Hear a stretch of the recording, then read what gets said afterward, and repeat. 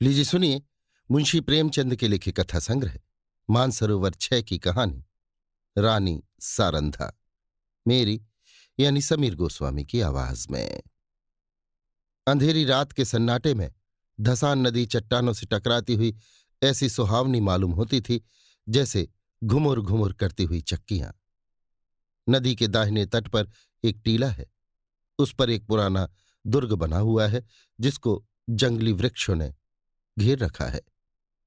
टीले के पूर्व की ओर छोटा सा गांव है। ये गढ़ी और गांव दोनों एक बुंदेला सरकार के कीर्ति चिन्ह हैं। शताब्दियां व्यतीत हो गईं। बुंदेलखंड में कितने ही राज्यों का उदय और अस्त हुआ। मुसलमान आए और बुंदेला राजा उठे और गिरे। कोई गांव कोई इलाका ऐसा न था जो इन दुरवस्थाओं से पीड़ित न हो, मगर इस दुर्ग पर किसी शत्रु की विजय पताका न लहराई और इस गांव में किसी विद्रोह का भी पदार्पण न हुआ। ये उसका सौभाग्य था। अनिरुद्ध सिंह वीर राजपूत था। वो जमाना ही ऐसा था जब मनुष्य मात्र को अपने बाहुबल और पराक्रम ही का भरोसा था। एक ओर मुसलमान सेनाएं पैर जमाए खड़ी रहती थीं, दूसरी ओर बलवान राजा अपने निर्बल भाइयों का गला घोंटने पर तत्पर रहते थे। अनिरुद्ध सिंह के पास सवारों और प्यादों का एक छोटा सा मगर सजीव दल था। इससे वो अपने कुल और मर्यादा की रक्षा किया करता था। उसे कभी चैन से बैठना नसीब न होता था। 3 वर्ष पहले उसका विवाह शीतला देवी से हुआ था, मगर अनिरुद्ध विहार के दिन और विलास की रातें पहाड़ों में काटता था और शीतला उसकी जान की खैर मनाने में। वो कितनी बार पति से अनुरोध कर चुकी थी, कितनी बार उसके पैरों पर गिरकर रोई थी कि तुम मेरी आंखों से दूर न हो, मुझे हरिद्वार ले चलो, मुझे तुम्हारे साथ वनवास अच्छा है, ये वियोग अब नहीं सहा जाता। उसने प्यार से कहा, जिद से कहा, विनय की, मगर अनिरुद्ध बुंदेला था। शीतला अपने किसी हथियार से उसे परास्त न कर सकी।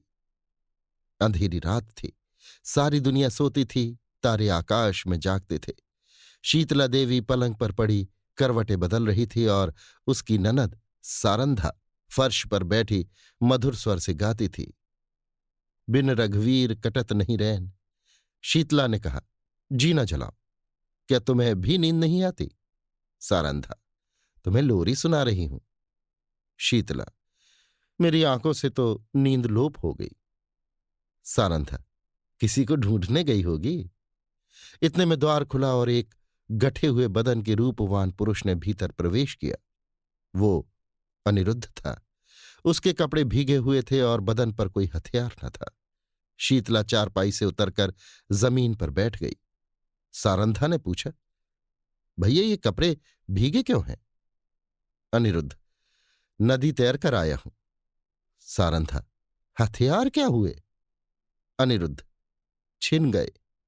सारंधा, और साथ के आदमी? अनिरुद्ध, सबने वीर गति पाई। शीतला ने दबी जबान से कहा, ईश्वर ने ही कुशल किया। मगर सारंधा के तेवरों पर बल पड़ गए और मुखमंडल गर्व से सतेज हो गया। बोली, भैया तुमने कुल मर्यादा खो दी, ऐसा कभी न हुआ था। सारंधा भाई पर जान देती थी। उसके मुंह से ये धिक्कार सुनकर अनिरुद्ध लज्जा और खेद से विकल हो गया। वो वीराग्नि जिसे क्षण भर के लिए अनुराग ने दबा लिया था, फिर ज्वलंत हो गई। वो उल्टे पांव लौटा और ये कहकर बाहर चला गया कि सारंधा, तुमने मुझे सदैव के लिए सचेत कर दिया, ये बात मुझे कभी न भूलेगी। अंधेरी रात थी। आकाशमंडल में तारों का प्रकाश बहुत धुंधला था। अनिरुद्ध किले से बाहर निकला, पल भर में नदी के उस पार जा पहुंचा और फिर अंधकार में लुप्त हो गया।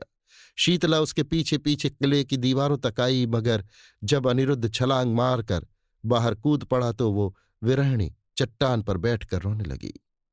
इतने में सारंधा भी वहां आ पहुंची। शीतला ने नागिन की तरह बल खाकर कहा, मर्यादा इतनी प्यारी है? सारंधा, हां।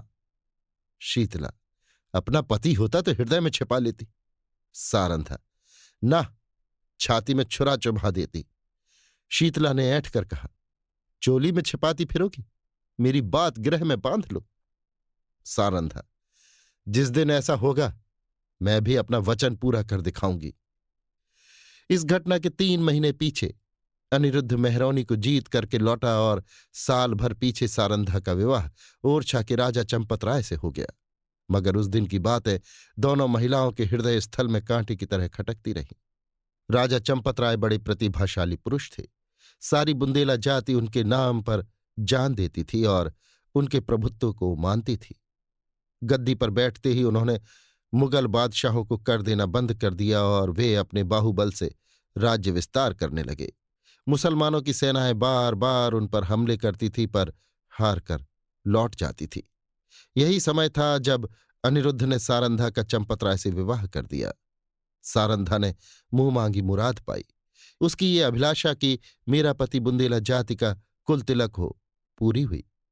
यद्यपि राजा के रनिवास में 5 रानियां थीं, मगर उन्हें शीघ्र ही मालूम हो गया कि वो देवी जो हृदय में मेरी पूजा करती है सारंधा है।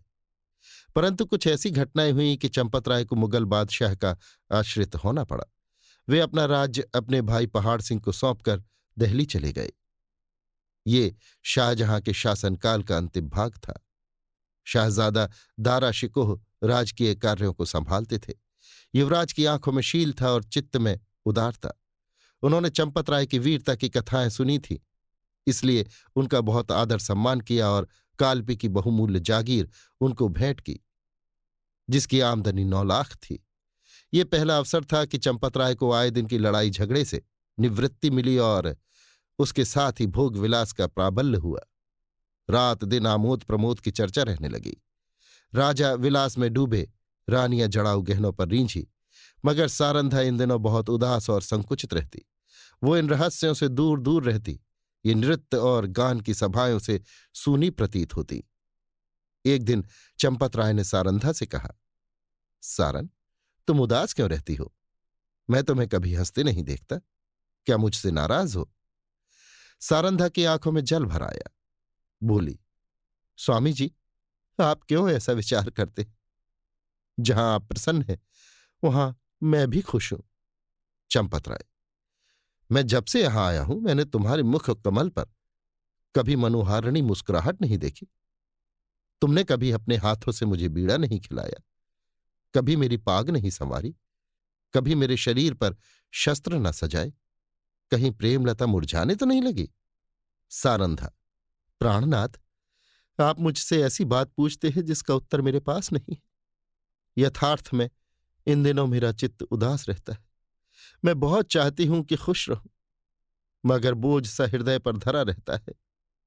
चंपत राय स्वयं आनंद में मग्न थे, इसलिए उनके विचार में सारंधा को असंतुष्ट रहने का कोई उचित कारण नहीं हो सकता था। वे भौहें सिकोड़कर बोले, मुझे तुम्हारे उदास रहने का कोई विशेष कारण नहीं मालूम होता। ओरछे में कौन सा सुख था जो यहां नहीं है? सारंधा का चेहरा लाल हो गया। बोली, मैं कुछ कहूं, आप नाराज तो ना होंगे? चंपत राय, नहीं, शौक से कहो। सारंधा, ओरछे में मैं एक राजा की रानी थी। यहां मैं एक जागीरदार की चेरी हूं।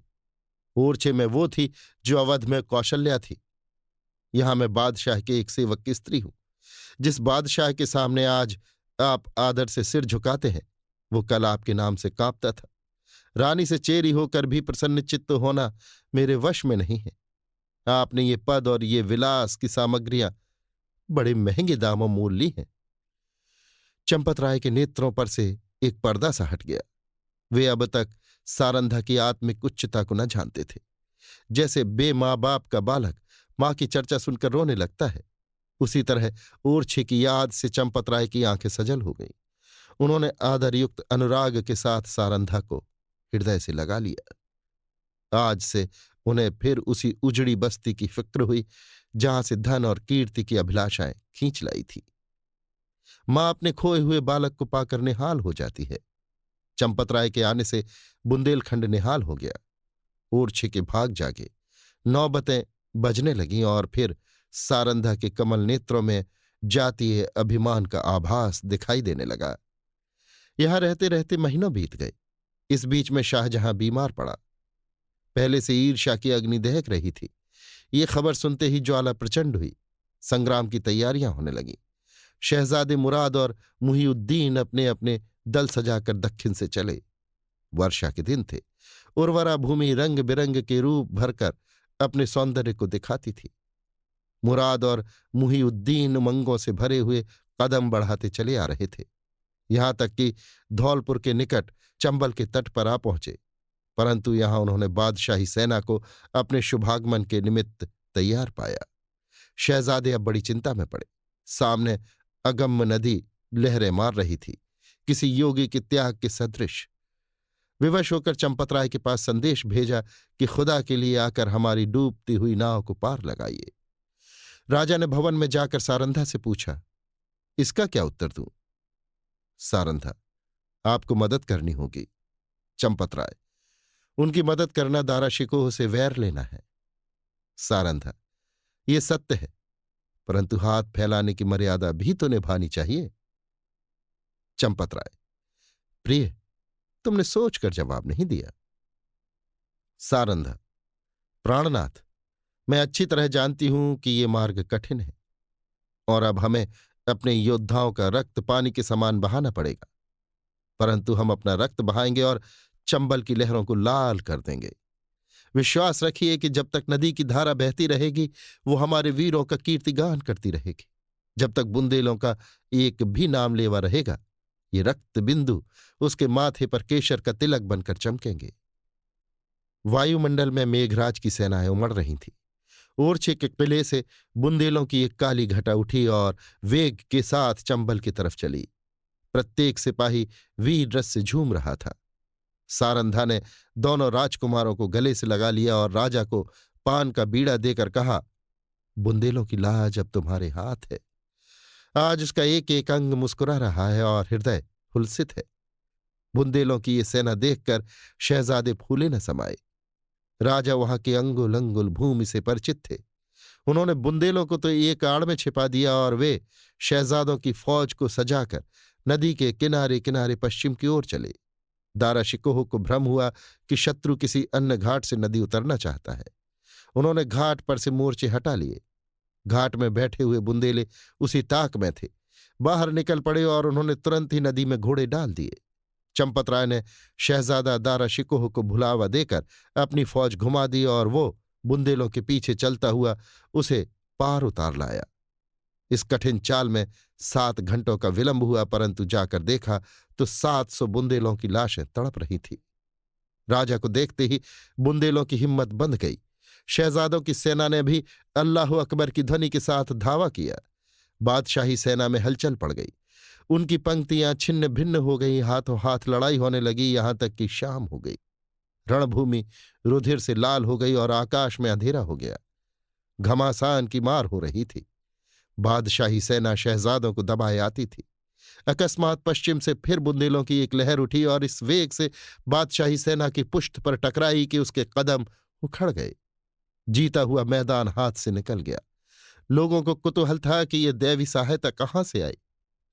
सरल स्वभाव के लोगों की धारणा थी कि ये फतह के फरिश्ते हैं, शहजादों की मदद के लिए आए हैं। परंतु जब राजा चंपतराय निकट गए तो सारंधा ने घोड़े से उतरकर उनके पैरों पर सिर झुका दिया। राजा को असीम आनंद हुआ। ये सारंधा थी। समरभूमि का दृश्य इस समय अत्यंत दुखमय था। थोड़ी देर पहले जहां सजे हुए वीरों के दल थे, वहां अब बेजान लाशें तड़प रही थी। मनुष्य ने अपने स्वार्थ के लिए अनादिकाल से ही भाइयों की हत्या की है। अब विजयी सेना टूट पर टूट पड़ी। पहले मर्द मर्दों से लड़ते थे, वो वीरता और पराक्रम का चित्र था। ये नीचता और दुर्बलता की ग्लानिप्रद तस्वीर थी। उस समय मनुष्य पशु बना हुआ था, अब वो पशु से भी बढ़ गया था। इस नोच खसोट में लोगों को बादशाही सेना के सेनापति वली बहादुर खां की लाश दिखाई दी। उसके निकट उसका घोड़ा खड़ा हुआ अपनी दुम से मक्खियां उड़ा रहा था। राजा को घोड़ों का शौक था। देखते ही वो उस पर मोहित हो गया। ये इराकी जाति का अति सुंदर घोड़ा था। एक एक अंग सांचे में ढला हुआ, सिंह की सी छाती, चीते की सी कमर। उसका ये प्रेम और स्वामी भक्ति देखकर लोगों को बड़ा कुतूहल हुआ। राजा ने हुक्म दिया, खबरदार, इस प्रेमी पर कोई हथियार न चलाए। इसे जीता पकड़ लो। ये मेरे अस्तबल की शोभा बढ़ाएगा। जो इसे मेरे पास ले आएगा उसे धन से निहाल कर दूंगा। योद्धागण चारों ओर से लपके। परंतु किसी को साहस न होता था कि उसके निकट जा सके। कोई चुमकार रहा था, कोई फंदे में फंसाने की फिक्र में था, पर कोई उपाय सफल न होता था। वहां सिपाहियों का मेला सा लगा हुआ था। तब सारंधा अपने खेमे से निकली और निर्भय होकर घोड़े के पास चली गई। उसकी आंखों में प्रेम का प्रकाश था, छलका नहीं। घोड़े ने सिर झुका दिया। रानी ने उसकी गर्दन पर हाथ रखा और वो उसकी पीठ सहलाने लगी। घोड़े ने उसके अंचल में मुंह छिपा लिया। रानी उसकी रास पकड़कर खेमे की ओर चली। घोड़ा इस तरह चुपचाप उसके पीछे चला मानो सदैव से उसका सेवक है। पर बहुत अच्छा होता कि घोड़े ने सारंधा से भी निष्ठुरता की होती। ये सुंदर घोड़ा आगे चलकर इस राज परिवार के निमित्त स्वर्ण जटित मृग साबित हुआ। संसार एक रण क्षेत्र है। इस मैदान में उसी सेनापति को विजय लाभ होता है जो अवसर को पहचानता है। वो अवसर पर जितने उत्साह से आगे बढ़ता है, उतने ही उत्साह से आपत्ति के समय पीछे हट जाता है। वो वीर पुरुष राष्ट्र का निर्माता होता है और इतिहास के नाम पर यश के फूलों की वर्षा करता है। पर इस मैदान में कभी कभी ऐसे सिपाही भी जाते हैं जो अवसर पर कदम बढ़ाना जानते हैं, लेकिन संकट में पीछे हटाना नहीं जानते। ये रणवीर पुरुष विजय को नीत की भेंट कर देते हैं। वे अपनी सेना का नाम मिटा देंगे, परंतु जहां एक बार पहुंच गए हैं वहां से कदम पीछे न हटाएंगे। उनमें कोई विरला ही संसार क्षेत्र में विजय प्राप्त करता है, किंतु प्रायः उसकी हार विजय से भी अधिक गौरवात्मक होती है। अगर अनुभवशील सेनापति राष्ट्रों की नींव डालता है, तो आन पर जान देने वाला, मुंह न मोड़ने वाला सिपाही राष्ट्र के भावों को उच्च करता है और उसके हृदय पर नैतिक गौरव को अंकित कर देता है। उसे इस कार्य क्षेत्र में चाहे सफलता न हो, किंतु जब किसी वाक्य या सभा में उसका नाम जबान पर आ जाता है तो श्रोतागण एक स्वर से उसके कीर्ति गौरव को प्रतिध्वनित कर देते हैं। सारंधा आन पर जान देने वालों में थी। शहजादा मुहीउद्दीन चंबल के किनारे से आगरे की ओर चला तो सौभाग्य उसके सिर पर मूर्छल हिलाता था। जब वो आगरे पहुंचा तो विजय देवी ने उसके लिए सिंहासन सजा दिया। औरंगजेब गुणज्ञ था। उसने बादशाही अफसरों के अपराध क्षमा कर दिए, उनके राज्यपद लौटा दिए और राजा चंपतराय को उसके बहुमूल्य कृत्यों के उपलक्ष्य में 12,000 मनसब प्रदान किया। ओरछा से बनारस और बनारस से जमुना तक उसकी जागीर नियत की गई। बुंदेला राजा फिर राजसेवक बना। वो फिर सुख विलास में डूबा और रानी सारंधा फिर पराधीनता के शोक से घुलने लगी। वली बहादुर खां बड़ा वाक्यचतुर मनुष्य था। उसकी मृदुता ने शीघ्र ही उसे बादशाह आलमगीर का विश्वास पात्र बना दिया। उस पर राज्यसभा में सम्मान की दृष्टि पड़ने लगी। खां साहब के मन में अपने घोड़े के हाथ से निकल जाने का बड़ा शोक था। एक दिन कुंवर छत्रसाल उसी घोड़े पर सवार होकर सैर को गया था। वो खां साहब के महल की तरफ जा निकला। वली बहादुर ऐसे ही अफसर की ताक में था। उसने तुरंत अपने सेवकों को इशारा किया। राजकुमार अकेला क्या करता? पांव पांव घर आया और उसने सारंधा से सब समाचार बयान किया। रानी का चेहरा तमतमा गया। बोली, मुझे इसका शोक नहीं कि घोड़ा हाथ से गया, शोक इसका है कि तू उसे खोकर जीता क्यों लौटा। क्या तेरे शरीर में बुंदेलों का रक्त नहीं है? घोड़ा ना मिलता ना सही, किंतु तुझे दिखा देना चाहिए था कि एक बुंदेला बालक से उसका घोड़ा छीन लेना हंसी नहीं है। ये कहकर उसने अपने 25 योद्धाओं को तैयार होने की आज्ञा दी। स्वयं अस्त्र धारण किए और योद्धाओं के साथ वली बहादुर खां के निवास स्थान पर जा पहुंचे। खां साहब उसी घोड़े पर सवार होकर दरबार चले गए थे। सारंधा दरबार की तरफ चली और एक क्षण में किसी वेगवती नदी के सदृश बादशाही दरबार के सामने जा पहुंची। ये कैफियत देखते ही दरबार में हलचल मच गई। अधिकारी वर्ग इधर उधर से आकर जमा हो गए। आलमगीर भी सहन में निकल आए। लोग अपनी अपनी तलवारें संभालने लगे और चारों तरफ शोर मच गया। कितने ही नेत्रों ने इस दरबार में अमर सिंह की तलवार की चमक देखी थी। उन्हें फिर वही घटना याद आ गई। सारंधा ने उच्च स्वर से कहा, खां साहब, बड़ी लज्जा की बात है। आपने वही वीरता जो चंबल के तट पर दिखानी चाहिए थी, आज एक अबोध बालक के सम्मुख दिखाई है। क्या ये उचित था कि आप उससे घोड़ा छीन लेते? वली बहादुर खां की आंखों से अग्निज्वाला निकल रही थी। वे कड़ी आवाज से बोले, किसी गैर को क्या मजाल कि मेरी चीज अपने काम में लाए। रानी, वो आपकी चीज नहीं, मेरी है। मैंने उसे रणभूमि में पाया है और उस पर मेरा अधिकार है। क्या रणनीति की इतनी मोटी बात भी आप नहीं जानते? खां साहब, वो घोड़ा मैं नहीं दे सकता। उसके बदले में सारा अस्तबल आपकी नजर है। रानी, मैं अपना घोड़ा लूंगी। खां साहब, मैं उसके बराबर जवाहरात दे सकता हूं, परंतु घोड़ा नहीं दे सकता। रानी, तो फिर इसका निश्चय तलवार से होगा। बुंदेला योद्धाओं ने तलवारें सौंत ली और निकट था कि दरबार की भूमि रक्त से प्लावित हो जाए। बादशाह आलमगीर ने बीच में आकर कहा, रानी साहिबा, आप सिपाहियों को रोकें। घोड़ा आपको मिल जाएगा, परंतु इसका मूल्य बहुत देना पड़ेगा। रानी, मैं उसके लिए अपना सर्वस्व खोने को तैयार हूं। बादशाह, जागीर और मनसब भी? रानी, जागीर और मनसब कोई चीज नहीं। बादशाह, अपना राज्य भी? रानी, हां, राज्य भी। बादशाह, एक घोड़े के लिए? रानी, नहीं, उस पदार्थ के लिए जो संसार में सबसे अधिक मूल्यवान है। बादशाह, वो क्या है? रानी, अपनी आन। इस भांति रानी ने अपने घोड़े के लिए अपनी विस्तृत जागीर, उच्च राज और राज सम्मान सब हाथ से खोया। और केवल इतना ही नहीं, भविष्य के लिए कांटे बोए। इस घड़ी से अंत दशा तक चंपतराय को शांति न मिली। राजा चंपतराय ने फिर ओरछे के किले में पदार्पण किया। उन्हें मनसब और जागीर के हाथ से निकल जाने का अत्यंत शोक हुआ, किंतु उन्होंने अपने मुंह से शिकायत का एक शब्द भी नहीं निकाला। वे सारंधा के स्वभाव को भली भांति जानते थे। शिकायत इस समय उसके आत्मगौरव पर कुठार का काम करती। कुछ दिन यहां शांतिपूर्वक व्यतीत हुए, लेकिन बादशाह सारंधा की कठोर बात न भूला था। वो क्षमा करना जानता ही न था। ज्यों ही भाइयों की ओर से निश्चिंत हुआ, उसने एक बड़ी सेना चंपतराय का गर्व चूर्ण करने के लिए भेजी और 22 अनुभवशील सरदार इस मुहिम पर नियुक्त किए। शुभकरण बुंदेला बादशाह का सूबेदार था। वो चंपतराय का बचपन का मित्र और सहपाठी था। उसने चंपतराय को परास्त करने का बीड़ा उठाया। और भी कितने ही बुंदेला सरदार राजा से विमुख होकर बादशाही सूबेदार से आ मिले। एक घोर संग्राम हुआ। भाइयों की तलवारें रक्त से लाल हुई। यद्यपि इस समर में राजा को विजय प्राप्त हुई, लेकिन उसकी शक्ति सदा के लिए क्षीण हो गई। निकटवर्ती बुंदेला राजा, जो चंपतराय के बाहुबल थे, बादशाह की कृपाकांक्षी बन बैठे। साथियों में कुछ तो काम आए, कुछ दगा कर गए। यहां तक कि निज संबंधियों ने भी आंखें चुरा ली। परंतु इन कठिनाइयों में भी चंपतराय ने हिम्मत नहीं हारी, धीरज को न छोड़ा। उन्होंने ओरछा छोड़ दिया और वो 3 वर्ष तक बुंदेलखंड के सघन पर्वतों पर छिपे फिरते रहे। बादशाही सेनाएं शिकारी जानवरों की भांति सारे देश में मंडरा रही थीं। आए दिन राजा का किसी न किसी से सामना हो जाता था। सारंधा सदैव उनके साथ रहती और उनका साहस बढ़ाया करती।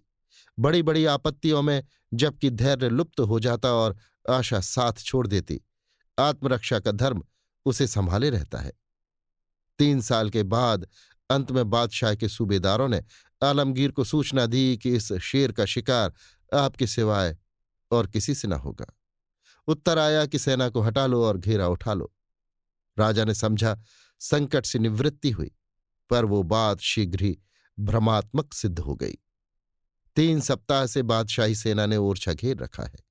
जिस तरह कठोर वचन हृदय को छेद डालते हैं, उसी तरह तोपों के गोलों ने दीवारों को छेद डाला है। किले में 20,000 आदमी घिरे हुए हैं, लेकिन उनमें आधे से अधिक स्त्रियां और उनसे कुछ ही कम बालक हैं। मर्दों की संख्या दिनों दिन न्यून होती जाती है। आने जाने के मार्ग चारों तरफ से बंद हैं। हवा का भी गुजर नहीं। रसद का सामान बहुत कम रह गया है। स्त्रियां पुरुषों और बालकों को जीवित रखने के लिए आप उपवास करती हैं। लोग बहुत हताश हो रहे हैं। औरतें सूर्य नारायण की ओर हाथ उठा उठाकर शत्रु को कोसती हैं। बालक वृंद मारे क्रोध के दीवार की आड़ से उन पर पत्थर फेंकते हैं, जो मुश्किल से दीवार के उस पार जा पाते हैं। राजा चंपतराय स्वयं ज्वर से पीड़ित हैं। उन्होंने कई दिन से चारपाई नहीं छोड़ी। उन्हें देखकर लोगों को कुछ ढांढस होता था, लेकिन उनकी बीमारी से सारे किले में नैराश्य छाया हुआ है। राजा ने सारंधा से कहा, आज शत्रु जरूर किले में घुस आएंगे। सारंधा। ईश्वर न करे कि इन आंखों से वो दिन देखना पड़े। राजा। मुझे बड़ी चिंता इन अनाथ स्त्री और बालकों की है। गेहूं के साथ ये घुन भी पिस जाएंगे। सारंधा। हम लोग यहां से निकल जाएं तो कैसा? राजा। इन अनाथों को छोड़कर? सारंधा।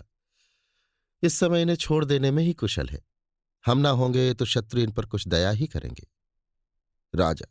नहीं, ये लोग मुझसे न छोड़े जाएंगे। मर्दों ने अपनी जान हमारी सेवा में अर्पण कर दी है। उनकी स्त्रियों और बच्चों को मैं कदापि नहीं छोड़ सकता। सारंधा। लेकिन यहां रहकर हम उनकी कुछ मदद भी तो नहीं कर सकते। राजा। उनके साथ प्राण तो दे सकते हैं। मैं उनकी रक्षा में अपनी जान लड़ा दूंगा। उनके लिए बादशाही सेना की खुशामद करूंगा। कारावास की कठिनाइयां सहूंगा, किंतु इस संकट में उन्हें छोड़ नहीं सकता। सारंधा ने लज्जित होकर सिर झुका लिया और सोचने लगी। निस्संदेह प्रिय साथियों को आग की आंच में छोड़कर अपनी जान बचाना घोर नीचता है। मैं ऐसी स्वार्थांध क्यों हो गई हूं? लेकिन एक विचार उत्पन्न हुआ। बोली, यदि आपको विश्वास हो जाए कि इन आदमियों के साथ कोई अन्याय न किया जाएगा, तब तो आपको चलने में कोई बाधा न होगी। राजा सोचकर। कौन विश्वास दिलाएगा? सारंधा। बादशाह के सेनापति का प्रतिज्ञा पत्र। राजा। हां, तब मैं सानंद चलूंगा। सारंधा विचार सागर में डूबी। बादशाह के सेनापति से क्यों कर ये प्रतिज्ञा कराऊं? कौन ये प्रस्ताव लेकर वहां जाएगा और निर्दयी ऐसी प्रतिज्ञा करने ही क्यों लगे? उन्हें तो अपनी विजय की पूरी आशा है। मेरे यहां ऐसा नीति कुशल वाक्पटु चतुर कौन है जो इस दुस्तर कार्य को सिद्ध करे? छत्रसाल चाहे तो कर सकता है, उसमें ये सब गुण मौजूद हैं। इस तरह मन में निश्चय करके रानी ने छत्रसाल को बुलाया। ये उसके चारों पुत्रों में बुद्धिमान और साहसी था। रानी उससे सबसे अधिक प्यार करती थी। जब छत्रसाल ने आकर रानी को प्रणाम किया तो उनके कमल नेत्र सजल हो गए और हृदय से दीर्घ निश्वास निकल गया। छत्रसाल। माता, मेरे लिए क्या आज्ञा है? रानी। आज लड़ाई का क्या ढंग है? छत्रसाल। हमारे 50 योद्धा अब तक काम आ चुके हैं। रानी। बुंदेलों की लाज अब ईश्वर के हाथ है। छत्रसाल। हम आज रात को छापा मारेंगे। रानी ने संक्षेप में अपना प्रस्ताव छत्रसाल के सामने उपस्थित किया और कहा, यह काम किसे सौंपा जाए? छत्रसाल। मुझको। तुम इसे पूरा कर दिखाओगे? हां, मुझे पूर्ण विश्वास है। अच्छा, जाओ, परमात्मा तुम्हारा मनोरथ पूरा करें। छत्रसाल जब चला तो रानी ने उसे हृदय से लगा लिया और तब आकाश की ओर दोनों हाथ उठाकर कहा, दयानिधि, मैंने अपना तरुण और होनहार पुत्र बुंदेलों की आन के आगे भेंट कर दिया। अब इस आन को निभाना तुम्हारा काम है। मैंने बड़ी मूल्यवान वस्तु अर्पित की है, इसे स्वीकार करो। दूसरे दिन प्रातःकाल सारंधा स्नान करके थाल में पूजा की सामग्री लिए मंदिर को चली। उसका चेहरा पीला पड़ गया था और आंखों तले अंधेरा छाया जाता था। वो मंदिर के द्वार पर पहुंची थी कि उसके थाल में बाहर से आकर एक तीर गिरा। तीर की नोक पर एक कागज का पुर्जा लिपटा हुआ था। सारंधा ने थाल मंदिर के चबूतरे पर रख दिया और पुर्जे को खोलकर देखा तो आनंद से चेहरा खिल गया। लेकिन ये आनंद क्षण भर का था। हाय, इस पुर्जे के लिए मैंने अपना प्रिय पुत्र हाथ से खो दिया है। कागज के टुकड़े को इतने महंगे दामों किसने लिया होगा? मंदिर से लौटकर सारंधा राजा चंपतराय के पास गई और बोली, प्राणनाथ, आपने जो वचन दिया था उसे पूरा कीजिए। राजा ने चौंक कर पूछा, तुमने अपना वादा पूरा कर दिया? रानी ने वो प्रतिज्ञा पत्र राजा को दे दिया। चंपतराय ने उसे गौर से देखा और फिर बोले, अब मैं चलूंगा और ईश्वर ने चाहा तो एक बार फिर शत्रुओं की खबर लूंगा। लेकिन सारन, सच बताओ, इस पत्र के लिए क्या देना पड़ा है? रानी ने कुंठित स्वर से कहा, बहुत कुछ। राजा, सुनो। रानी, एक जवान पुत्र। राजा को बाण सा लग गया। पूछा, कौन? अंगद राय? रानी, नहीं। राजा, रतन शाह? रानी, नहीं। राजा, छत्रसाल? रानी, हां। जैसे कोई पक्षी गोली खाकर परों को फड़फड़ाता है, और तब बेदम होकर गिर पड़ता है, उसी भांति चंपत राय पलंग से उछले और फिर अचेत होकर गिर पड़े। छत्रसाल उनका परम प्रिय पुत्र था। उनके भविष्य की सारी कामनाएं उसी पर अवलंबित थी। जब चेत हुआ तब बोले, सारन तुमने बुरा किया। अंधेरी रात थी। रानी सारंधा घोड़े पर सवार चंपत राय को पालकी में बैठाए किले के गुप्त मार्ग से निकली जाती थी। आज से बहुत काल पहले एक दिन ऐसी ही अंधेरी दुखमय रात्रि थी जब सारंधा ने शीतला देवी को कुछ कठोर वचन कहे थे। शीतला देवी ने उस समय जो भविष्यवाणी की थी वो आज पूरी हुई। क्या सारंधा ने उसका जो उत्तर दिया था वो भी पूरा होकर रहेगा? मध्याह्न था। सूर्य नारायण सिर पर आकर अग्नि की वर्षा कर रहे थे। शरीर को झुलसाने वाली प्रचंड प्रखर वायु वन और पर्वत में आग लगाती फिरती थी। ऐसा विदित होता था मानो अग्निदेव की समस्त सेना गरजती हुई चली आ रही है। गगनमंडल इस भय से कांप रहा था। रानी सारंधा घोड़े पर सवार चंपत राय को लिए पश्चिम की तरफ चली जाती थी। ओरछा 10 कोस पीछे छूट चुका था और प्रतिक्षण ये अनुमान स्थिर होता जाता था कि अब हम भय के क्षेत्र से बाहर निकल आए। राजा पालकी में अचेत पड़े हुए थे और कहार पसीने से सराबोर थे। पालकी के पीछे 5 सवार घोड़ा बढ़ाए चले आते थे। प्यास के मारे सबका बुरा हाल था। तालू सूखा जाता था। किसी वृक्ष की छाया और कुएं की तलाश में आंखें चारों ओर दौड़ रही थीं। अचानक सारंधा ने पीछे की तरफ फिरकर देखा तो उसे सवारों का एक दल आता हुआ दिखाई दिया। उसका माथा ठनका कि अब कुशल नहीं है, ये लोग अवश्य हमारे शत्रु हैं। फिर विचार हुआ कि शायद मेरे राजकुमार अपने आदमियों को लिए हमारी सहायता को आ रहे हैं। नैराश्य में भी आशा साथ नहीं छोड़ती। कई मिनट तक वो इसी आशा और भय की अवस्था में रही, यहां तक कि वो दल निकट आ गया और सिपाहियों के वस्त्र साफ नजर आने लगे। रानी ने एक ठंडी सांस ली। उसका शरीर तृणवत कांपने लगा। ये बादशाही सेना के लोग थे। सारंधा ने कहारों से कहा, डोली रोक लो। बुंदेला सिपाहियों ने भी तलवारें खींच ली। राजा की अवस्था बहुत शोचनीय थी, किंतु जैसे दबी हुई आग हवा लगते ही प्रदीप्त हो जाती है, उसी प्रकार इस संकट का ज्ञान होते ही उनके जर्जर शरीर में वीर आत्मा चमक उठी। वे पालकी का पर्दा उठाकर बाहर निकल आए। धनुष बाण हाथ में ले लिया, किंतु वो धनुष जो उनके हाथ में इंद्र का वज्र बन जाता था इस समय जरा भी न झुका। सिर में चक्कर आया, पैर थर्राए और वे धरती पर गिर पड़े। भावी अमंगल की सूचना मिल गई। उस पंख रहित पक्षी के सदृश जो सांप को अपनी तरफ आते देखकर ऊपर को उचकता और फिर गिर पड़ता है, राजा चंपत राय फिर संभल उठे और फिर गिर पड़े।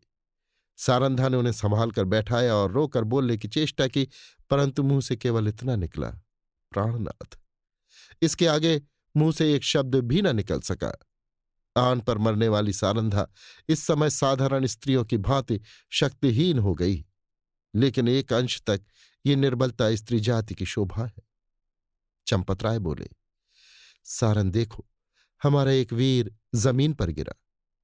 शोक, जिस आपत्ति से यावत जीवन डरता रहा, उसने इस अंतिम समय में आ घेरा। मेरी आंखों के सामने शत्रु तुम्हारे कोमल शरीर में हाथ लगाएंगे और मैं जगह से हिल भी ना सकूंगा। हाय, मृत्यु तू कब आएगी? ये कहते कहते उन्हें एक विचार आया।